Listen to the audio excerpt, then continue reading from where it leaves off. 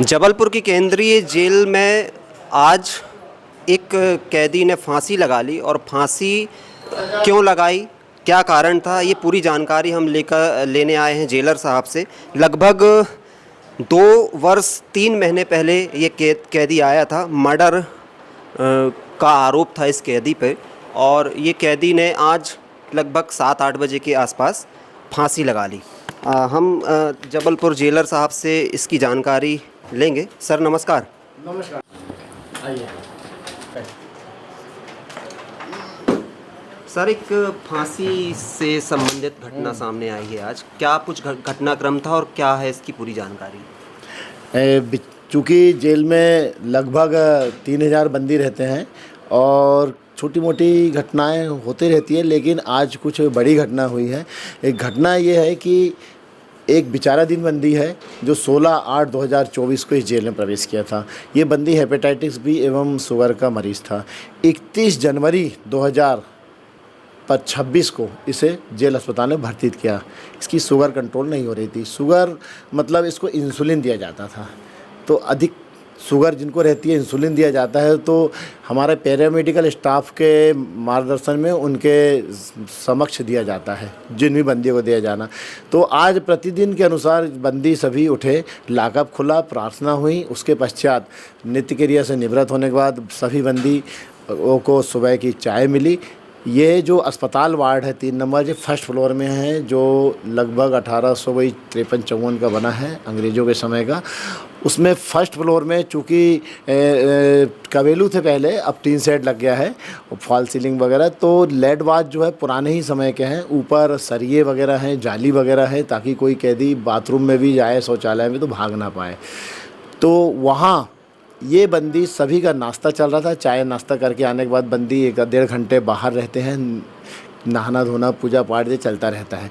तो चाय नाश्ता करके जल्दी आ गया और बताया वहाँ हेड साहब को, स्थानीय अपने लोकल स्टाफ को, कि मेरे को शौचालय जाना है। और सुबह आया वो शौचालय गया, मुझे इसके पास गमछा था, जो सामान्य जो टाविल कहते हैं, जो स्नान करते तो पर अंडर गारमेंट्स बदलते हैं, उपयोग करते हैं, वो टाविल तो लेकर ये आया और शौचालय में ऊपर चढ़ा। एक दीवार है, उसके सहारे से ऊपर चढ़ के गमछे में की नाट ऊपर राड में बांधा और ये हैंग हो गया। तो उसके पश्चात 10-20 मिनट बाद जो झाड़ू पोछे लगाने के लिए बंदी उपस्थित था, वो पोछा लगाने का पानी जो बाथरूम में फेंकने जा रहा था, तो जैसे ही गया तो उसको लटके हुए देखा। तो उसके पश्चात तत्काल उसने आवाज़ लगाई और मैं गया तत्काल, डॉक्टर साहब आए, पल्स देखी गई, बंदी मृत अवस्था में था, फांसी लगा लिया था। तो उसके साथ कोई छेड़छाड़ नहीं की गई। तत्काल मेरे द्वारा वरिष्ठ अधिकारियों एवं जेल अधीक्षक महोदय को सूचना दी गई और थाना प्रभारी सिविल लाइन स्टाफ एवं सीजीएम साहब को सूचना देने पर माननीय न्यायाधीश पंकज सिंह उपस्थित हुए और 100 परीक्षण और नज़रिया नक्शा उस स्थान का पूरा बनाया गया है जहां बंदी ने फांसी लगाई। और यह जांच और जो थाने द्वारा की गई है मजिस्ट्रेट साहब द्वारा, उनके द्वारा पृथक से की गई है। उसके पश्चात साथ में उनके परिजनों को भी मेरे द्वारा सूचित किया गया था। उनका बेटा एवं पड़ोसी आए, उनके सामने ही बंदी को उतारा गया एवं 100 में कोई निशान तो नहीं है, बॉडी पूरे दिखलाए गए और यहाँ से सीधे फिर मजिस्ट्रेट साहब की कार्रवाई पश्चात बंदी को, मृतक बंदी को भेजा गया मेडिकल कॉलेज। वहाँ पे उसका पोस्टमार्टम किया गया नियमानुसार और बॉडी को उनके परिजनों को सुपुर्द किया गया।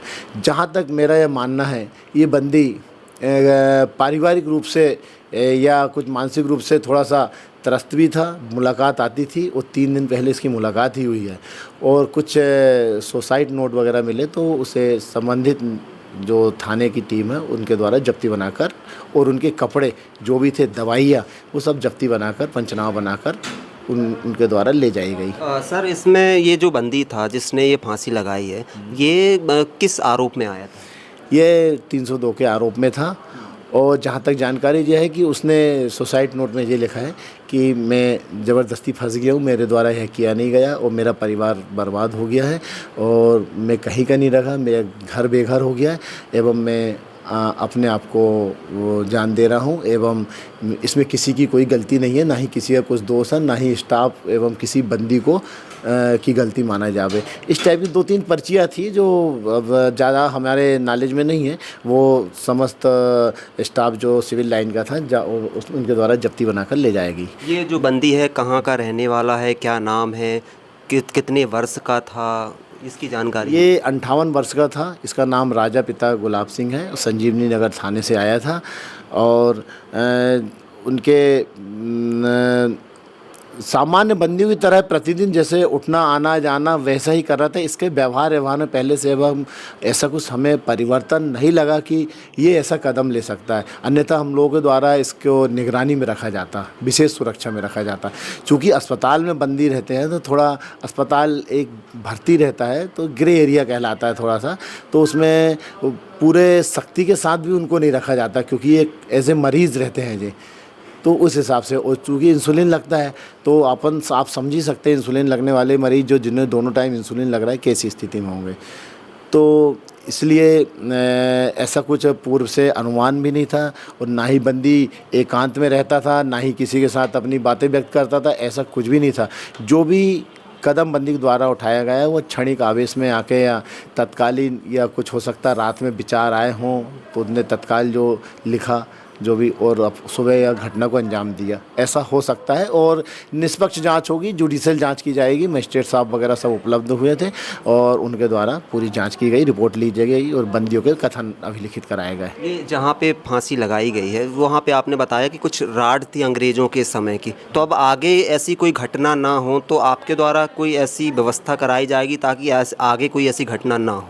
हाँ, भविष्य में ऐसी व्यवस्था कराई जाएगी, वो राड दिखना बंद हो जाए। चूँकि राड इसलिए दिखती थी कि कहीं कोई घटनाएं होती थी राड को काटकर होती थी, तो राड की जंगला तलाशी, सीखचा जंगला तलाशी होती, वो प्रतिदिन होती। तो उसके तहत नियम में जेल में प्रावधान भी है कि जंगलों की रोज़ तलाशी हो, कहीं से कोई कटा तो नहीं है या टूटा तो नहीं है, जंग खाया तो नहीं है। उसके तहत वो जंगले ओपन रखे गए थे। लेकिन बंदी ने वहाँ एक स्टेप बना था, दीवार, उससे चढ़कर उसमें वहाँ तक पहुँचा जो अन्य दूसरे बंदी भी पहुंच सकते हैं, तो उसमें तत्काल उसका निराकरण किया जाके उसमें नीचे प्लाई या टीन चादर लगाई जाएगी या उसके लिए पीडब्ल्यूडी से प्राक्कलन मांगकर उसमें दीवार उठाकर स्लैब ढाला जाएगा। जो भी हो आवश्यक कदम तत्काल उठाया जाएगा इसके लिए कि भविष्य में दोबारा पुनरावृत्ति ना हो।